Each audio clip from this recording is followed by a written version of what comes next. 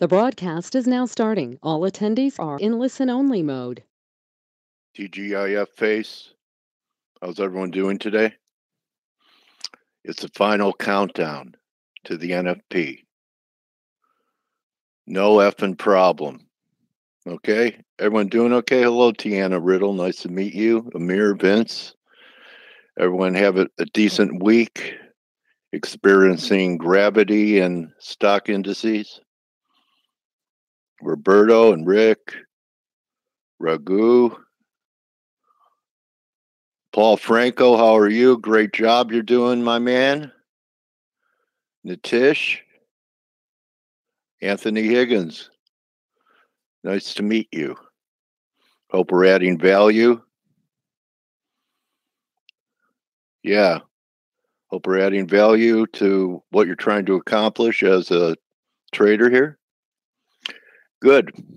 Mission accomplished. That's our mission every day, to build up and edify traders. So I try and do that every day. So yesterday, when the dollar was exploding after the ECB, just a little bit of my thought process, and I mentioned it here, while the dollar was smoking, going parabolic, and I talked about the weakest response to a strong dollar. So this is how I think. If the yen yesterday, during Draghi, when the euro was crashing and the dollar was going parabolic, the best it could do on a dollar move like that, since it is a US dollar pair with other characteristics, what would happen if the tailwind went away? So, compared to, you short the weak sister. So what was a weak sister? It wasn't, this was the big break. Anyway, here's a dollar. I don't want to confuse anyone by the way it's pairing, but this is what the dollar did. And this is what the yen did. Okay. Therefore, when the tailwind of a strong dollar dissipates even a little bit, here's your result. Everyone with me? So, it's very important to, know correlations and how the jigsaw puzzle comes together. And then you're going to notice things like, wow, the dollar's strong, but US dollar yen isn't doing much, which puts it on your radar as a preferred short. Everyone with me?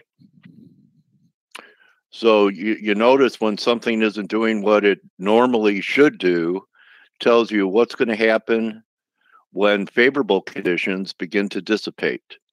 And it's the other way for longs. When something should be getting smashed and killed, and all it's doing is dropping in sympathy, like perhaps copper is right now, falling in sympathy with gold and silver, right? So, you want to buy that break in copper.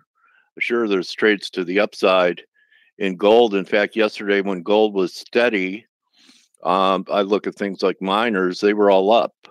Therefore, the pop that we're having in gold to set up shorts down the road. And then there are some Bradley dates due. I don't know if anyone follows them, but they work a lot of the time. It could be a low.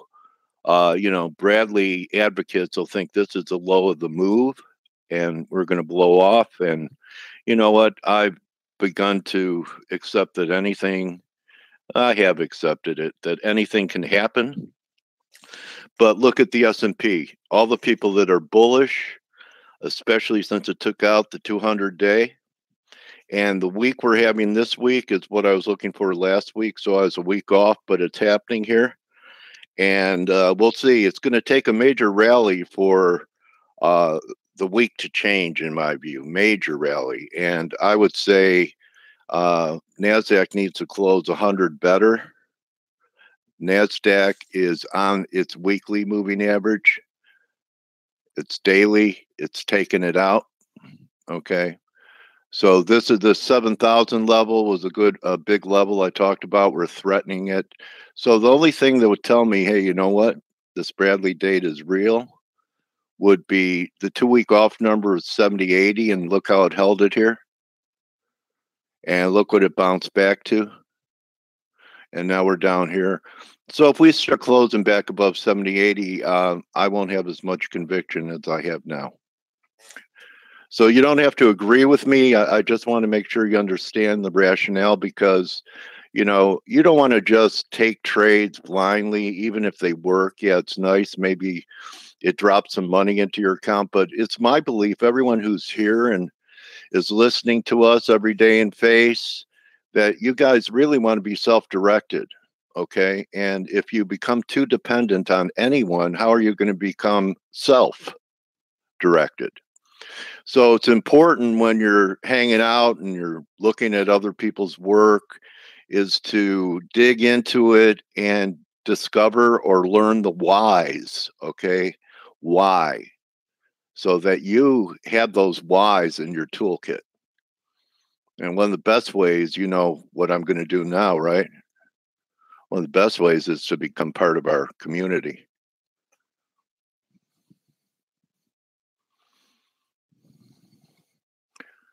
And what an opportunity for people on the East Coast to go see the team.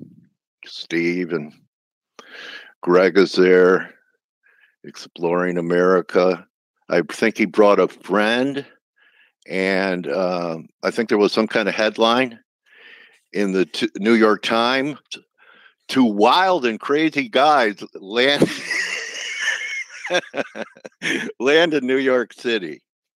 Anyway, he brought a friend, Greg, and Steve, I think, is on his way. He's driving his driving his new Mercedes over. He's driving to New York from Greece.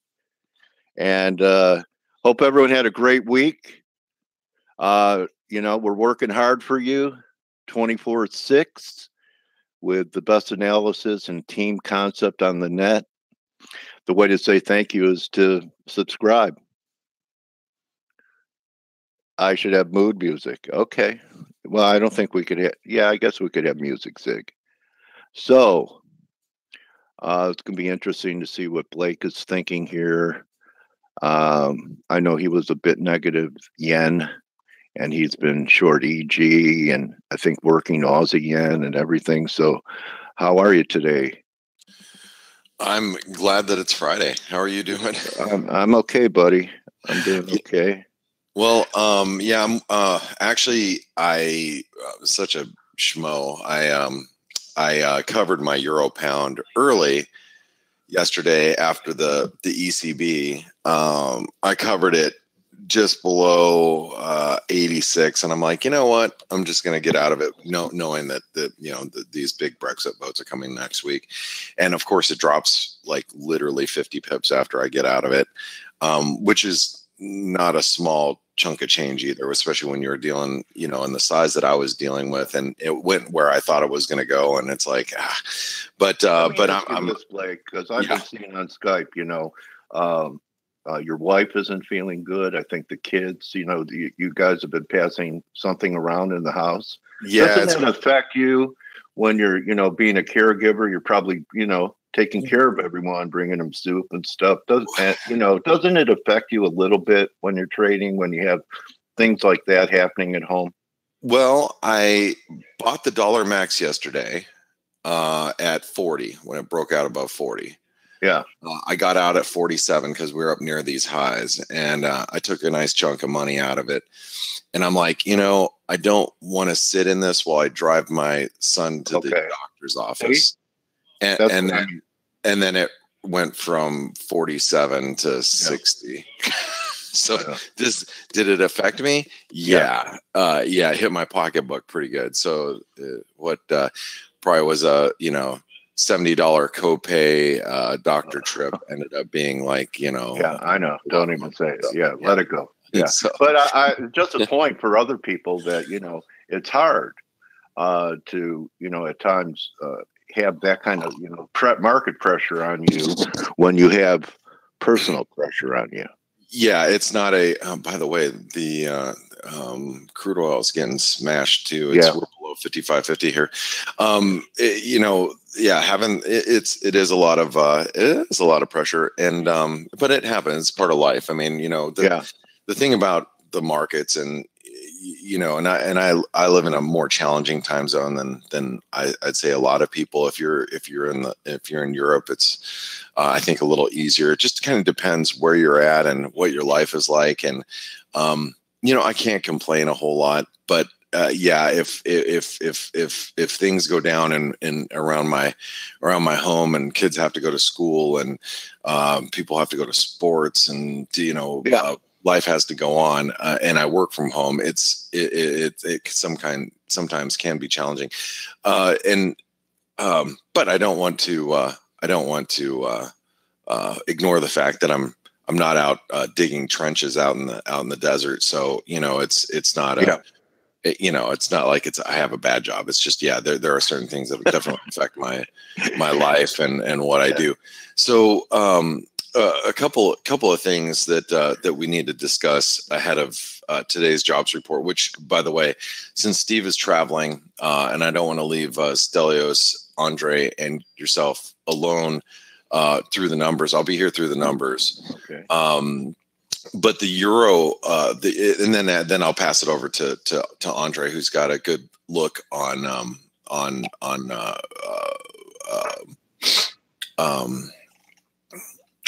he'll have a good look of harmonic patterns in the FX market. He's got some pretty good looks, especially on the peso. But let's talk about the euro and where we stopped yesterday. So we stopped at the 618 retracement of the 2016 lows to the 2018 highs.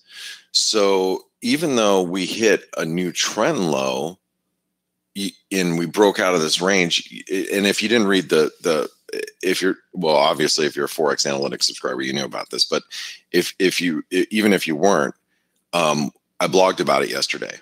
And so once again, if you're not a ForexAnalytix subscriber, you should be you should at least be reading the blog.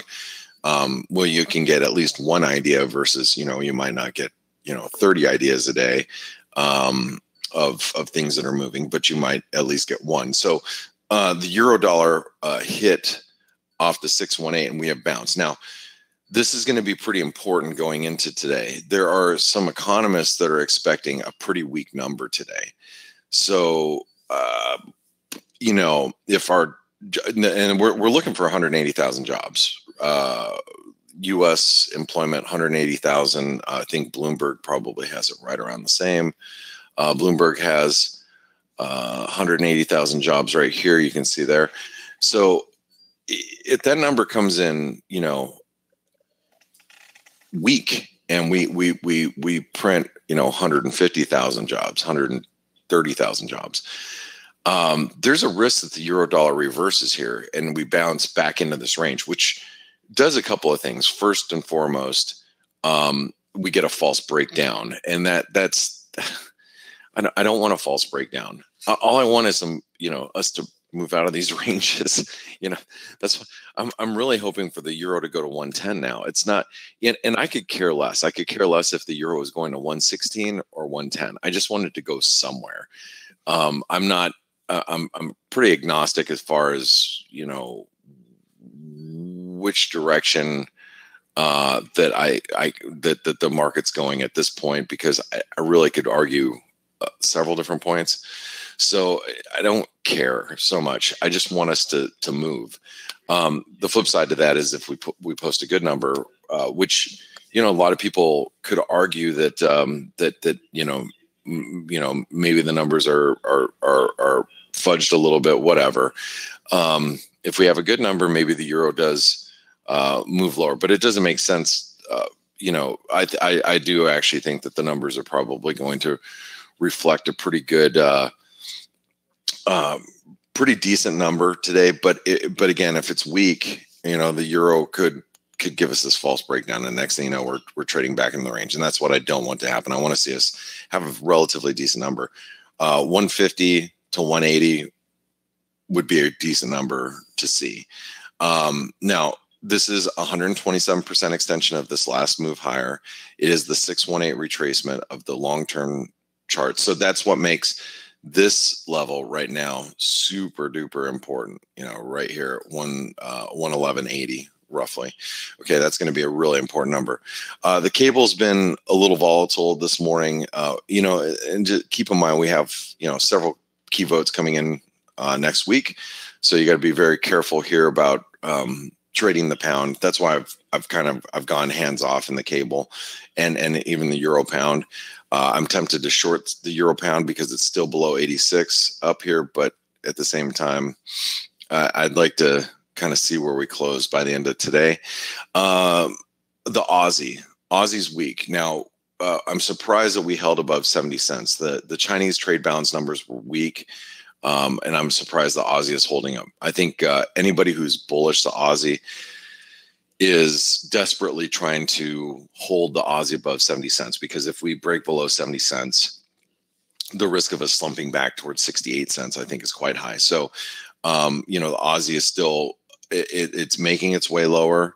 We're working off oversold conditions, but I think the Aussie eventually does move lower. I am working off an Aussie yen short. So I do have a Aussie yen short. We closed below the 618 retracement yesterday. So I'm keeping a core. I've been shorting it since yesterday afternoon. So I think my average is probably like 78.45 or something. But what I'm looking for is more of a break of this range to give us this double top or range extension, which will take us down to 75 and a quarter. That's what I'm looking for with the Aussie yen if we break 77.50. Now, one of the things that I want to pull up here, let me pull up the S&P, because a lot of people have looked around and said, well, why isn't the here, let's delete all this stuff. Why isn't the Aussie yen lower? And if you take the S&P and you compare the Aussie yen, which I think is a very good correlation, okay, you can see how the Aussie yen is really underperforming the S&P. But if the S&P does indeed roll over, which obviously I'm bearish the S&P, I think the S&P is, rejected this 2820 level. I think we're moving back down towards, 2600. That's if you use ForexAnalytix, you can see the pattern in play here for the S&P. I'm looking for 2635, which is initially a 38% retracement, I believe. Let me double check that really quick.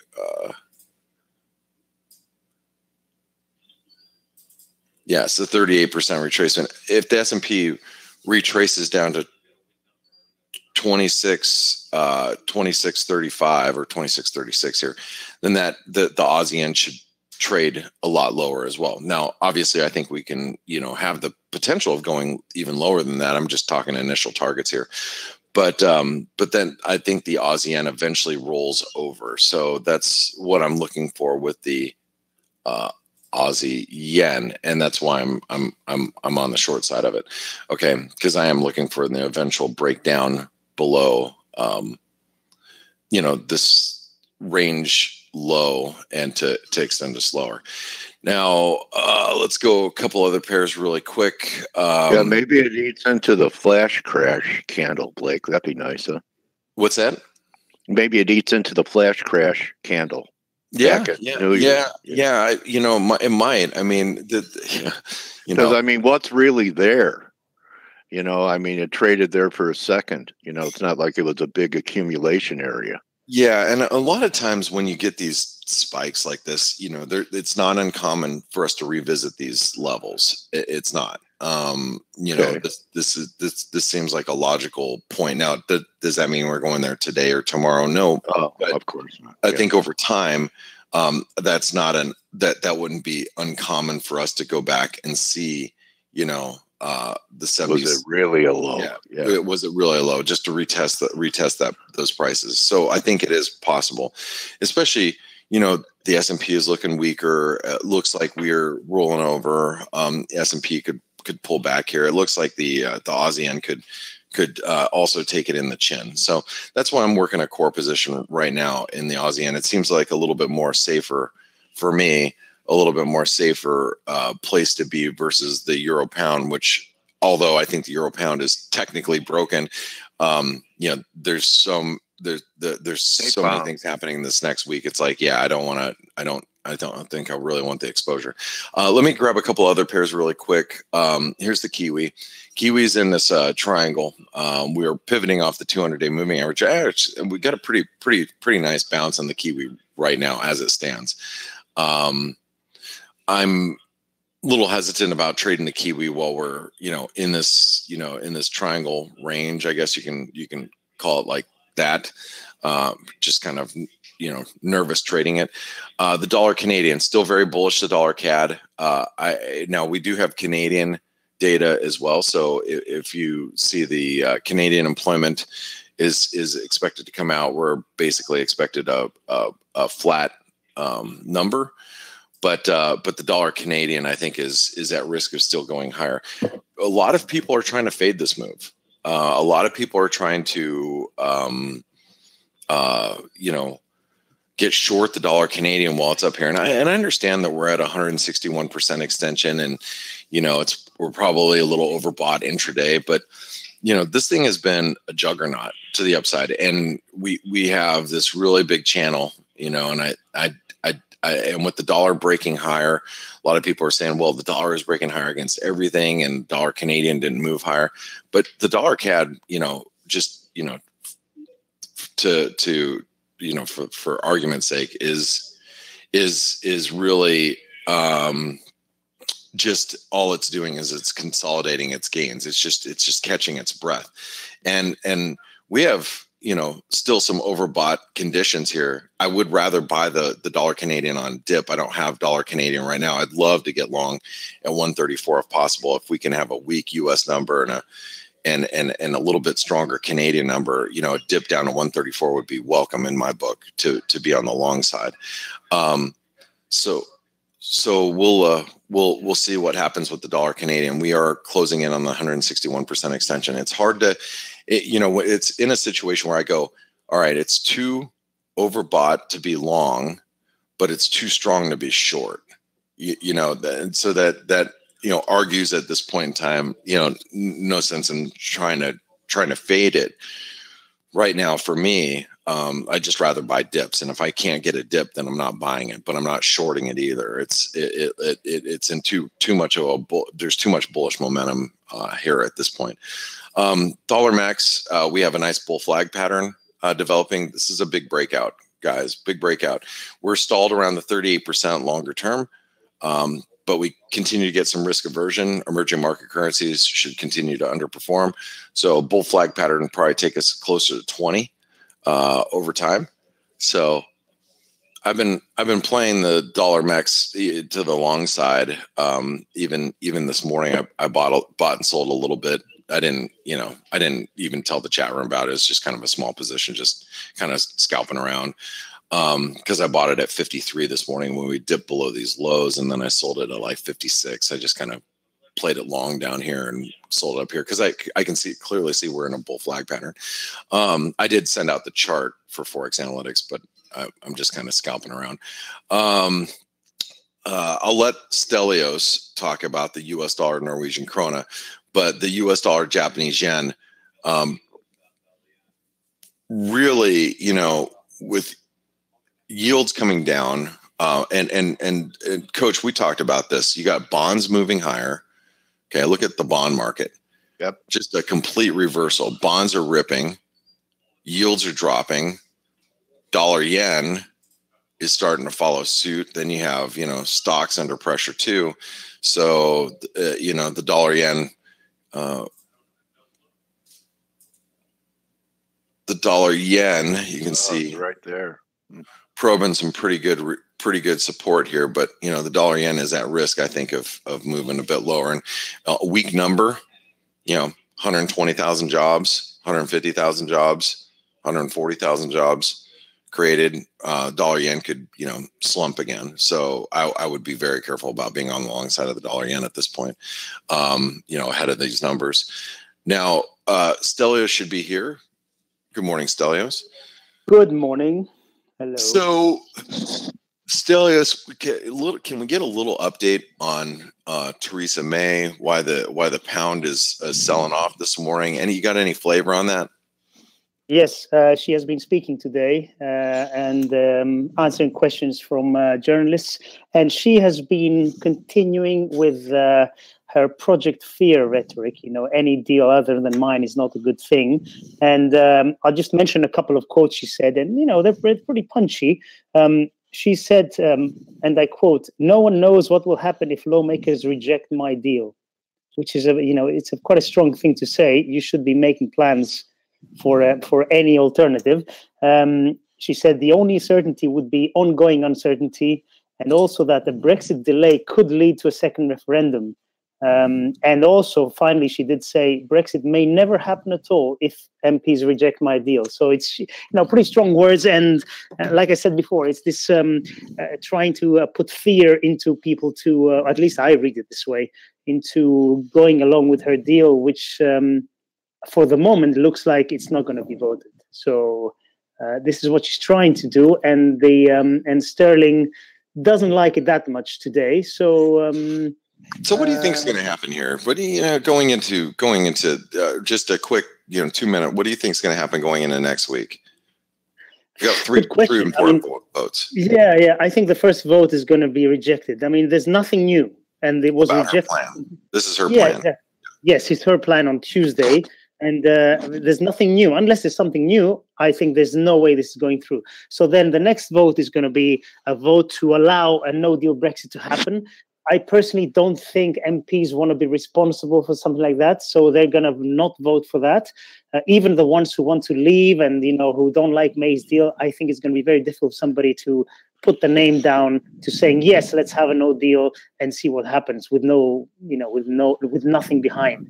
And then when that fails, then they're going to vote for an extension, a possible extension of Article 50, and that will probably happen. And then who knows, the European Union, they've been saying about an extension for 2 years. Theresa May mentioned that she would want an extension which would be short. So will it be 3 to 6 months? I don't know. What can change within these 3 to 6 months? Again, I don't know. I do think, though, that in the end, after all this is done, and when it gets extended, I think that somehow, don't ask me what's going to happen, but I think that somehow both sides are going to, take a tiny little step back, make a compromise. It's going to be a pretty crappy deal or whatever it is, but I think in the end we're going to avoid a no-deal Brexit, and that's what the market thinks as well, because both sides have a vested interest to not see a no-deal Brexit without any preparation. It's going to hurt both sides, that's for sure. Yeah, very good. All right, Stelios. Well, we are 2 minutes away, 2 minutes and 2 minutes away from non-farm payroll. I'm going to pull up the Bloomberg so you guys can see the numbers of a couple points of focus here that let me just pull this up just a little bit. Okay. Actually, before the numbers come out, it's probably worth mentioning just another thing. The yen has been strengthening overnight because we had some pretty good numbers out of Japan. Good, yeah. GDP was expected to rise from 0.3 to 0.4% quarter to quarter. It came in at 0.5. Current account came better than expected. Household spending much better than expected. So the numbers, they've been quite mixed for Japan, but today they were pretty good. So that's one of the reasons why the yen has been outperforming. Gotcha. All right. Thanks, Stelios. Now we have so the change. This is right where my cursor is at, 180,000. This is what the headline number everybody's going to be looking at. Also for Canada, the headline numbers right here, 1.2 thousand. So basically looking for flat. Let's see. Also, let me pull this down just a little bit. Okay. I actually have to make that even bigger. All right. Labor force participation rate. Watch that number. Average hourly earnings right here. Unemployment rate 3.9% expected to drop. So, heads up, numbers coming out less than 30 seconds. We have Canadian employment numbers as well, like you said earlier today. Yeah. Do me a favor. Keep an eye on the CAD. I'm going to keep an eye on the dollar yen. Yeah, sure. Okay. 20 seconds.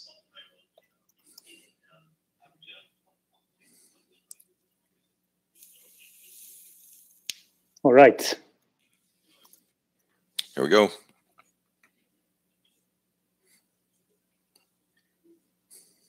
They're late. Nope. Right now. All right.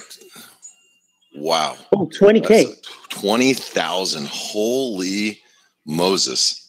That is a weak number. My system even froze. Canadian number very strong. Expected flat came in at 56K. Wow. Yeah. Oh, wow. Look at dollar CAD. S&Ps. Look at S&Ps. Wow. My system actually froze. Yeah. Okay. What else? Let's have a look. Average hourly earnings came in better than expected, but revision was slightly lower, so that's probably a nothing. Building permits, housing starts slightly better, but really payrolls is a big one. Unemployment dropped, and participation rate stayed the same, so that's good. That's a good drop in unemployment rate from the US. So really, just the headline payrolls number that was bad. Actually, Wow. Everything else was good. Nice action in Aussie yen for you, Blake. Good Looking call. for, yeah, thank you. Yeah, like, wow. The dollar Canadian dipped to, I have an order that just did not get tripped, which really bums me out. I had an order at 133.92, so that didn't get hit, of course. Wow, this Aussie yen is going to get smashed, which I like. I'll take that. You Crazy. guys ever hear the expression, anything that could go wrong in a bull market doesn't, and in a bear market it does? I haven't actually heard that expression. Yeah. You know, because when you have a bull market, you get all these, negative news events, and it's always a dip to buy. And when it's a bear market, it doesn't work. The good news even fails. So just one of my expressions in my Pinkertism book. All right. Well, I loved Pinkertisms. I'll tell you. Yeah, I could tell. Sorry, I'm just adjusting some orders here. Man, my system actually went slow, which is crazy. It never slows down. Man, sorry, I'm just making some adjustments here. Maybe the Fed will ease in March, huh? What's that? Maybe the Fed eases in March, like or follows Draghi at the next meeting with these kind of numbers. Hold on, I'm just sorry, guys. I'm just trying to. Okay, let me take this opportunity and mention one more thing, which is worth mentioning. We had this morning we had Germany factory orders, which was a huge miss again. So another came in at minus 2.6% month on month, was expected at plus 0.5. So another big miss from German numbers. And really now, if you look at it, the past month or two, something like 4 out of 5 numbers have been pretty weak. So Germany usually leads the way for the Eurozone, so it's definitely not looking very rosy at the moment. All right, yeah. Well, hey, I'm going to pass it over to you guys, and what I would do. Wow, this dollar Canadian is still coming down. Might actually hit my limit here. I'm hoping it does. Yeah, I mean the dollar CAD actually. Let's see if we can. So remember, this is a breakout point here, so that's why I'm kind of getting long ahead of this number, bringing the market back a little bit. Yeah. So, I mean, the Aussie yen slumped, and then it came back. It's just kind of bouncing around now. Okay, guys. Well, hey, I'm going to pass it over to you because I know you're going to bring over Andre, and that's going to be pretty exciting for you guys to be able to get some harmonic flavor today, especially following the numbers. So TGIF, everybody, and for those of you guys that are in New York, have a great time with the team. Stelios, I just passed over to you. Have a great weekend, Blake. Hope the family is heals with Godspeed. You guys are all good by the end of the weekend. All right. Hey, thanks, guys. Have a great one. I appreciate that, Coach. Okay, bro. Okay, thanks, Blake. Actually, I don't have that much more to say. So I don't know if Andrea, are you here? And Forrest Gal was asking if Gregor can chime in. He's actually in New York, so he's going to be here from Wednesday onwards or whenever it is. I don't remember. Okay, they're filming the sequel to what was that movie? We're Two Wild and Crazy Guys. Remember that movie still? Who was that? Steve Martin and somebody, I forgot. No, I don't remember. Remember. Okay, you're too young. Okay, Andre, you are here, so I'm gonna make you the presenter. Hold on, Andre Cardoso. Yeah, they're going to bring this market back. I just want to tell people, someone told me it's a Bradley turn date. It's an astronomic type of thing. I've seen some pretty interesting turns on that day. So today we're doing the market. Hey, Andre. How you doing, man? Hi. Bill Murray, though. Okay. Yeah. Hi, Andre. How are you, Bill? Good, buddy. Ready to see your artwork. Let's You're the Picasso of technical analysis.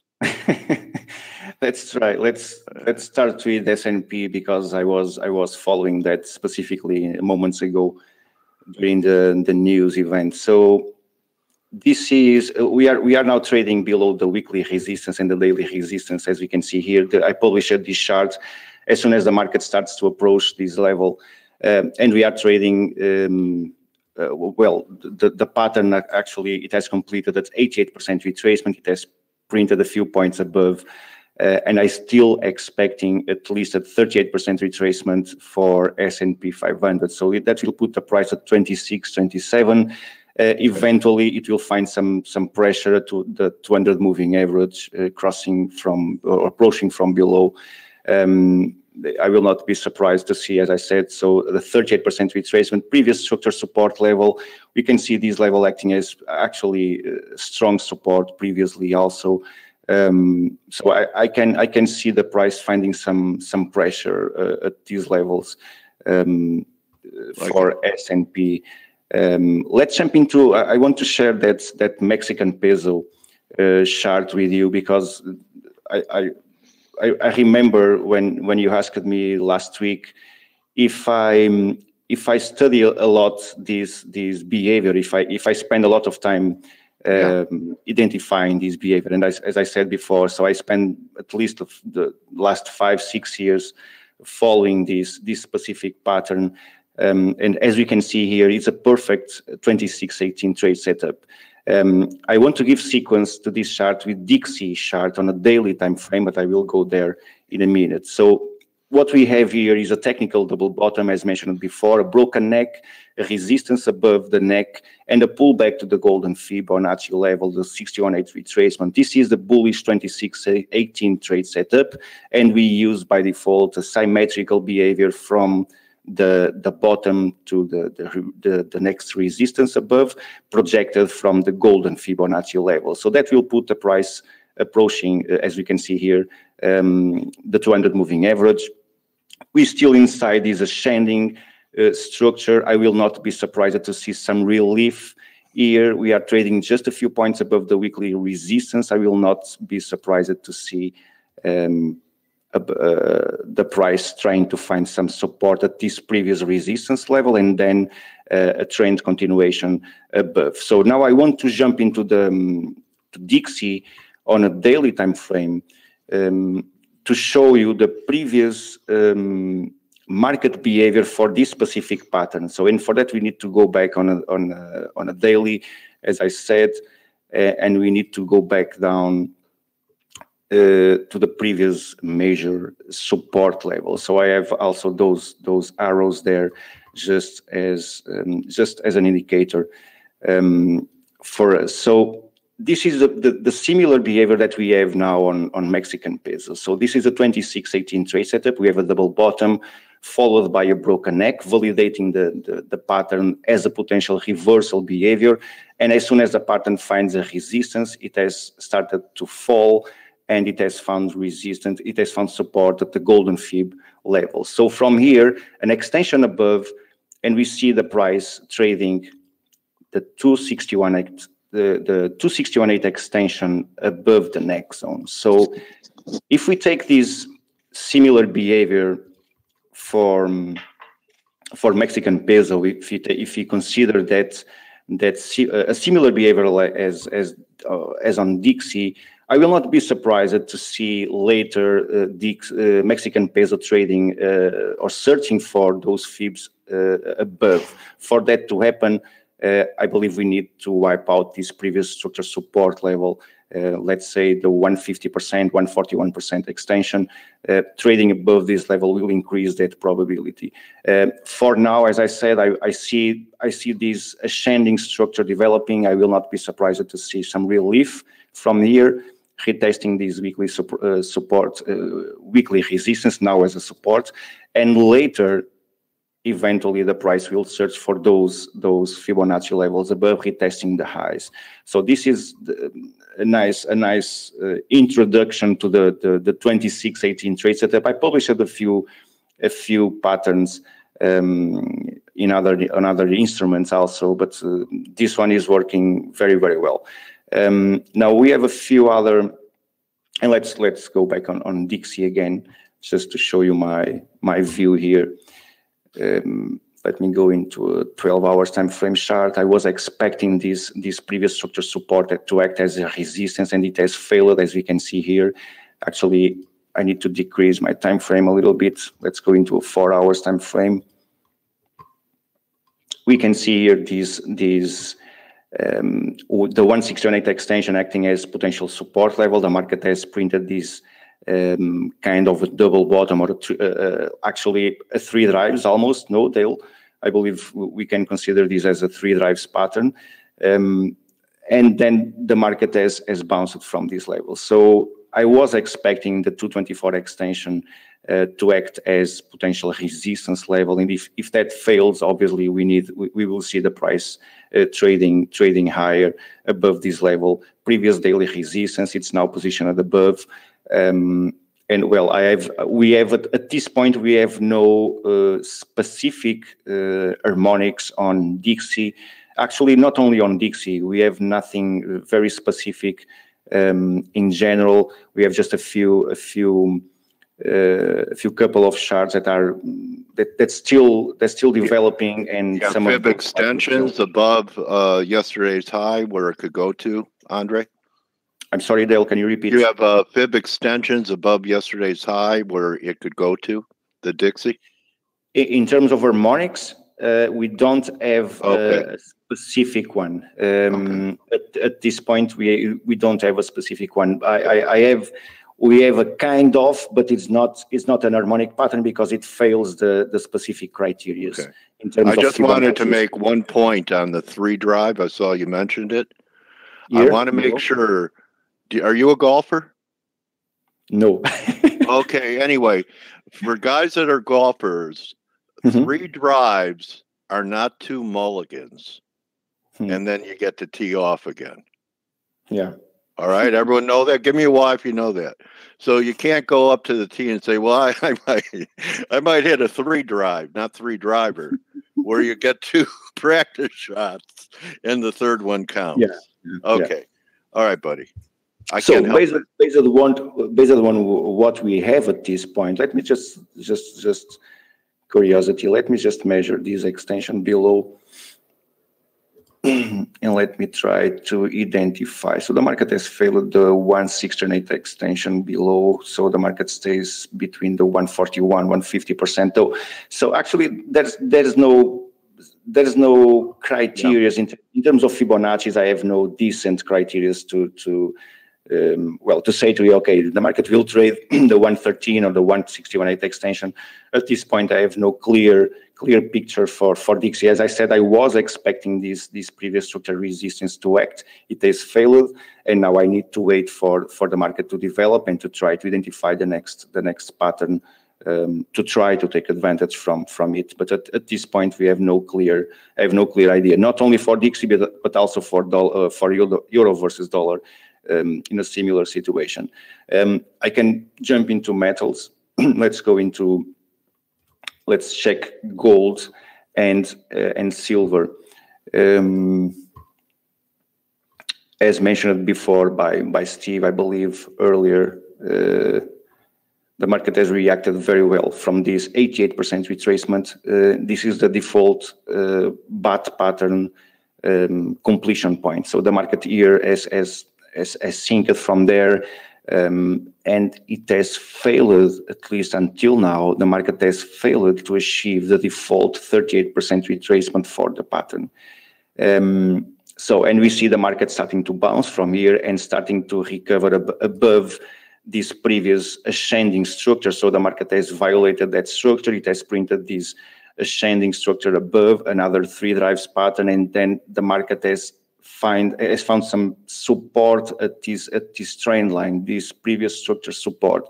I believe if the market resumes above this structure, eventually it will threat again the daily support above at 1320, around that level. What I still expect, and because we have this previous structure support approaching from above, at this point, I will not be surprised to see a retest of this level and then the 38% retracement. If that happens, a major or a pullback eventually, and this is pure speculation. Obviously, we need to wait for that for the price to develop. But I will not be surprised to see something similar as an ABCD pattern or a 3-wave structure somehow pushing the price to previous structure resistance. It will act as support level. Again, we have also the support trend line from the previous ascending structure, which may act as support again. We never know. But at this point, we are retesting the previous structure ascending trend line as resistance. I still believe there's room below to achieve at least the default target for the pattern, still positioned at 38% retracement for gold. At the same time, we have actually Dixie is rejecting the weekly, as we saw here, is rejecting the monthly resistance. Dixie, actually, the market has nailed that previous structure highs, and it has rejected for now. At the same time, we have silver. Completing I believe I shared these charts among our community, completing this shark pattern at 1618 extension. So the market somehow has found some support between the 1618 extension, the 50% retracement, and it's now threatening again the 200 moving average. So recovering above, or let's say trading above this moving average, I believe.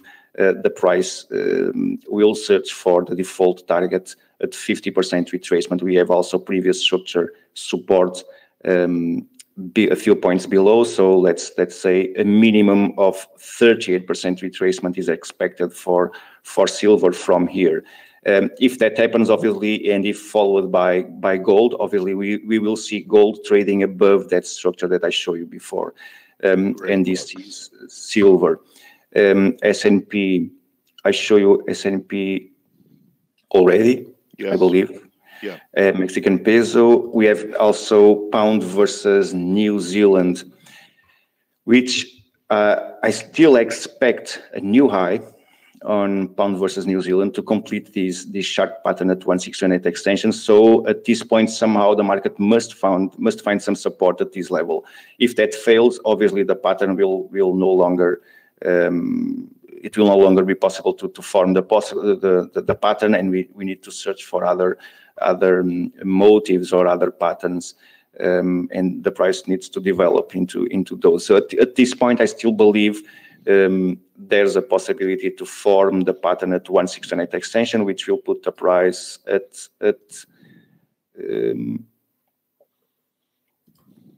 196. And this is the shark pattern, which can extend to the 224 extension. So at this point, and let's check the market conditions at this point. Let's push our RSI. Let's see if the market is trading oversold, overbought at this point. So we have no overbought conditions, and we have what we call bullish hidden divergence developing at this point. So we have the previous lows or the previous support level.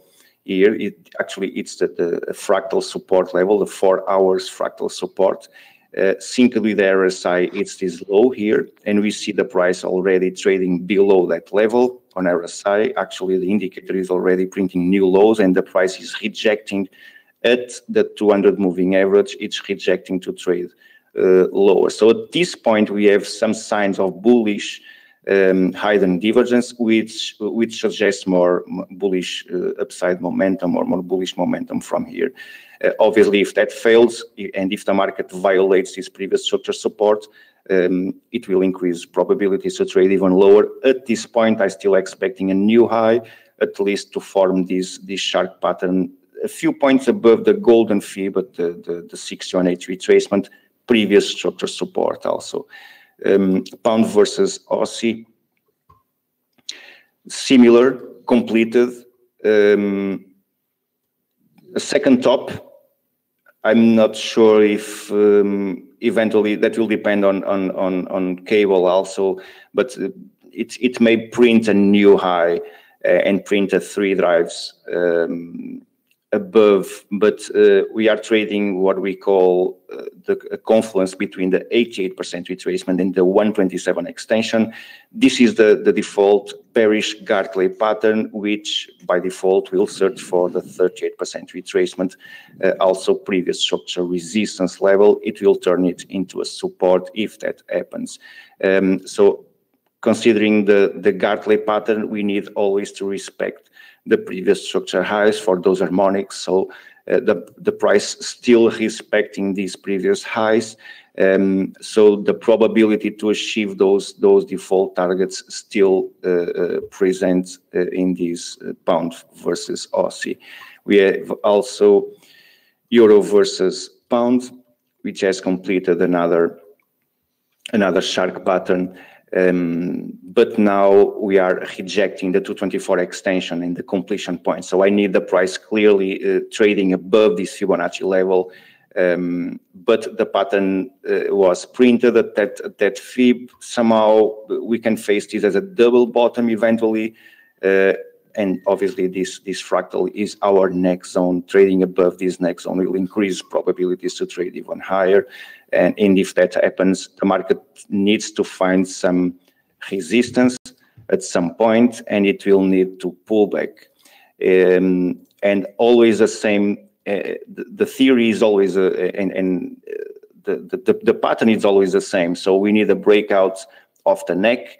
We need the price to find some resistance, in this case above the next zone, and I need the price trading the golden Fibonacci level again. So that will print the 2618 bullish trade setup, and by default we project symmetrical behavior from that Fibonacci level. Obviously, I'm using this example with the resistance printed above. We need to wait for the market to print that resistance and to measure and to adjust our Fibonacci levels to those highs once detected or once identified. This is pure X speculation at this point. So I will expect, based on the double bottom, we can expect later the formation of the 2618, which requires the pullback to the golden fib. Nice. You have anything on oil? Oil. Someone's asking for oil. Let me. They're asking for a million things, but.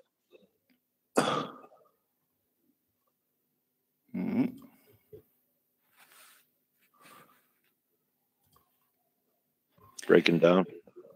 Yeah, breaking down, we have the previous daily support, which is this fractal here, previous structure resistance, now support level, 200 moving average approaching. This is a 4 hours time frame chart. At this point, let me just try to identify this fib level here.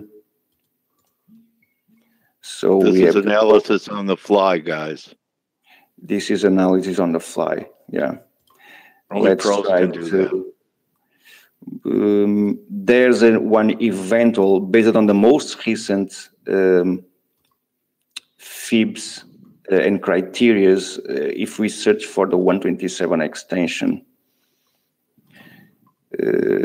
eventually, let me draw that harmonic for you. So this is one eventual butterfly pattern at 127 extension. So this will put the price in the middle of, well, in no man's land at this point. So we are between the 50% retracement, the golden fib, no perfect confluence between Fibonacci's to increase the probability to form the pattern there. This is just based on the default, based on the Fibonacci's between those swings. It can happen.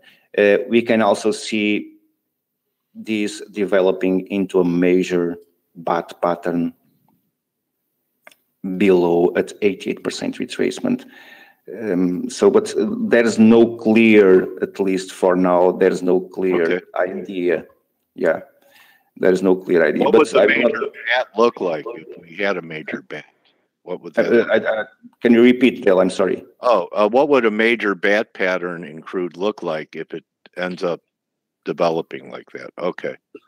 Yeah, it's retesting previous structural lows, previous structural support. I will not be surprised to see that happen. But this one may happen too. But the price will somehow, if the price touches this level, the market will print a pattern. But we never know if the pattern will work or not. If there's market conditions or strong enough to pull back, to push back the price again. But based on the criteria and the fibs that we have at our disposal at this moment, we can see those two pressure levels, one at 227 extension and the other one below at previous structure, at the bottom of the previous structure. Do you have anything prepared or can look at either copper or USD NOK for the last chart? I have USD NOK. Okay. I was actually searching for one potential short on dollar versus NOK. Let me show you my view. I will update this chart for our community also, but I take the advantage obviously of being here and sharing also among our viewers. Dollar versus NOK. This is the previous crab pattern printed at 168 extension as I shared when the pattern gets completed. And then the market has printed a three-wave structure with support at the 200 moving average actually. Yeah. We can identify a strong, and this is a 12 hours time frame chart. It's the same on a daily. We will identify this bullish divergence here with the market forming a double bottom with RSI and with a new low on price. So we have a clear bullish divergence, ABC correction, and an impulse above. So that's what I still expect. So at this point, what we have based on the most recent swings, we have the shark printed at 224 extension. So the market is now threatening that 224 extension, which can produce some bearish momentum from here. So we have also the default targets for that pattern. So based on these swings, we can see, we can identify the default targets for that pattern positioned between the 38% retracement, 50% retracements, golden fibs. So let's use the default 38% retracement as a minimum expectation for this shark pattern. At the same point, we have these major ones. So this first impulse momentum followed by another correction, another three-wave structure, and another impulse above. So I still believe there's room, and note that we're still trading inside this ascending structure. This is a parallel structure that I draw here, and nothing assures us the market will not retest at those tops again, obviously. But based on the Fibonacci's and based on those harmonic patterns, we have the shark pattern, another shark pattern in this one, a major one at 224 extensions, just a few points above. So let's say we have two shark patterns, two major shark patterns, one at 161.8 extension, which may extend or which can extend to the 224 extension. So at this point, we're still inside what I consider a shark tank, or we are ranging inside a shark territory. So at this point, I believe, and I still see this. I still see a possibility or a probability actually for the market to react from there and to print some bearish momentum for sure. Yeah. What a great presentation, man. I'm telling you, if they had a market technician art museum or Hall of Fame, I would nominate you.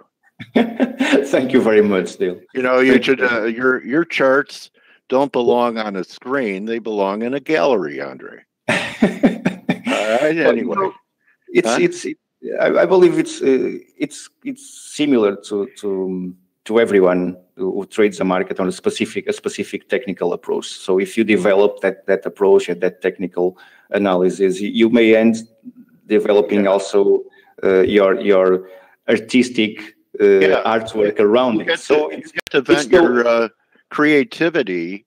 Yeah, it's your the way technical that I like work. to present things to others. You know, I can draw those harmonics with 4 lines for you. I don't need to draw a rectangle, and I don't need to play a lot with those Fibonacci's. I can jump inside the webinar and say, okay, there's a pattern here, and there. So, but without showing you all these draws and without showing you, but that's what keeps me motivated to present my work, but in a way that is pleasant for people. That it's simple to interpret and to get synced with those processes once you get familiar, obviously. But that is similar with any other trading strategy that you want to develop. So we need to get synced, we need to get familiar, we need to drink that strategy and to eat that strategy at breakfast, and we need to sleep with those. So at the beginning, I confess that when I went to sleep, I dreamed about the market conditions and about those triangles and all those lines. Yeah. Well, there's a guy who lives and breathes what he does. And you know what, Andre? I want to thank you for making me and others that watch you and follow your work better traders. Thank you very much. That's the main goal, and my main objective is to try to share good information with people that allows them to improve their capabilities. So that's an honor for me to be positioned in that stage, Dale. Thank you very much. Mission accomplished, Andre. Thank you. Cardoso. All the best. All right, from Portugal, live from Portugal, the technical artist, Andre Cardoso. Thank you very much. That's a wrap, everyone. Hope you had a great week. You're very welcome, Dylan. Good hunting the rest of the day. And you're welcome, Marius and Alina. You're our trading family. And remember, what's the tagline, Andre? Don't just count your pips, count your blessings. Yeah, and when you were added to the team, that was a big one. All right, so that's a wrap, everyone. Have a great weekend. You're very welcome, Rick. Enjoy the rest of your day. We'll see everyone Monday, and don't forget we'll be live streaming the presentation by Joe and Steve, and maybe Greg is going to be talking Monday. It'll be outside of face hours, but you'll be able to watch those guys. If you're in the area, stop by and have a cocktail. Steve spent about $2,000 on a suit, and maybe you could spill your dribble a little of your drink on Steve. See if he has patience. All right, everyone. Adios. Love you all. See you Monday. Thank you again, Andre. Thank you very much. Have a nice weekend. All right, buddy.